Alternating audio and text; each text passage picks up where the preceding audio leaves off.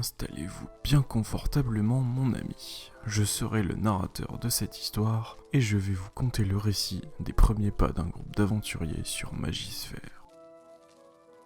Notre histoire commence dans une caravane. Assis les uns à côté des autres se trouvent 4 aventuriers. Ils ont réussi à se qualifier pour participer au tournoi de Delme, la capitale économique de l'Empire. On trouve alors dans ce convoi de futurs adversaires et de redoutables combattants. Commençons par Granok, un homme robuste d'une 40aine d'années absorbé par son énorme épée. Sur sa droite se trouvait un jeune moine du nom de Hang qui semblait méditer, arborant un tatouage sur une partie de son visage. Un autre homme de foi, muni d'un grand bâton en acier du nom de Fayad, faisait également partie du voyage. Une jeune femme curieuse, à l'apparence druidique du nom de Mori, attirait l'attention avec le son de sa verrerie.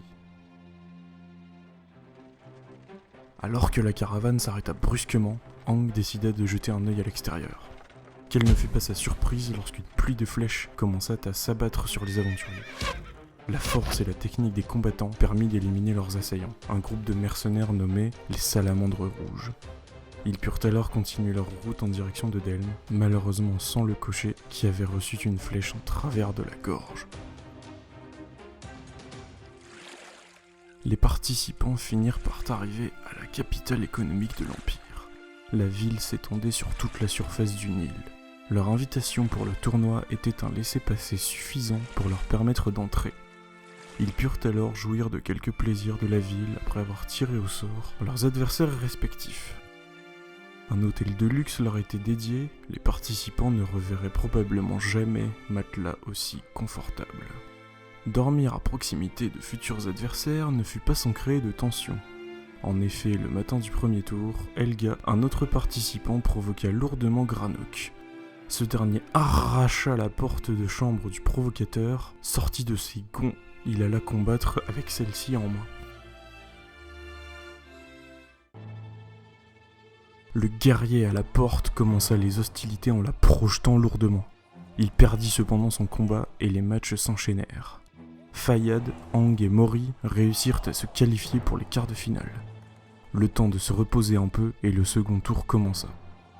Fayad parvint à se défaire d'un combattant usant de gaz toxique.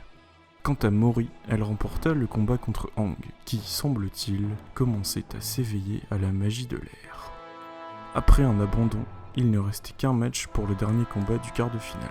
Helga, l'adversaire hautain qui a envoyé Granok à l'hôpital, et Yemdal, le chef suprême de la garde de l'Empire, qui participait également. Alors que le combat entre les deux adversaires commença, de nombreux participants au tournoi bondirent dans l'arène pour attaquer Yemdal. Des projectiles furent lancés des gradins et de nombreuses explosions s'ensuivirent. Les premiers cris de combat se mêlèrent au fracas des épées. Ne sachant quoi faire, les aventuriers intervinrent pour défendre le chef suprême. Rapidement, l'affrontement prit fin, suite à l'intervention de soldats impériaux.